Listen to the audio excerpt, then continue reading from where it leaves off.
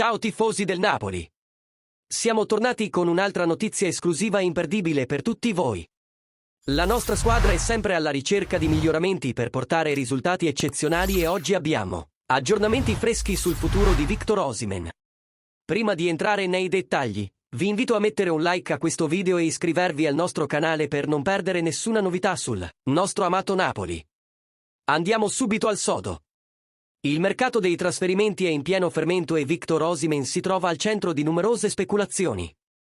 Attualmente in Nigeria, il destino del nostro attaccante potrebbe essere deciso a breve. Secondo quanto riportato dal Corriere dello Sport, un'altra finestra della Premier League sembra chiudersi lentamente per Osimhen. L'Arsenal ha deciso di accelerare per Viktor Gyökeres, l'attaccante svedese dello Sporting Lisbona che è stato a lungo desiderato anche da Antonio Conte. La clausola di rescissione di Gyökeres è di 100 milioni di euro, contro i 130 milioni richiesti per Osimhen, e il suo stipendio iniziale è molto inferiore rispetto ai circa 10 milioni di Victor.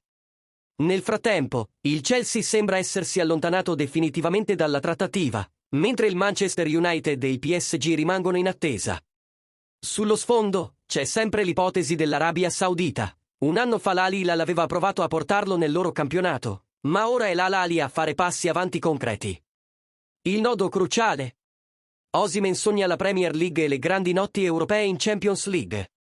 Il Napoli sta aspettando, se nulla cambierà, tra circa 20 giorni, Victor potrebbe essere in Val di Sole a sudare sotto la guida di Conte. E ora, tifosi del Napoli, cosa ne pensate di questa situazione? Credete che Osimhen resterà con noi o accetterà una delle offerte estere? Lasciate i vostri commenti qui sotto, vogliamo sapere la vostra opinione. Non dimenticate di mettere un like a questo video, iscrivervi al nostro canale e attivare le notifiche per rimanere sempre aggiornati su tutte le novità del Napoli.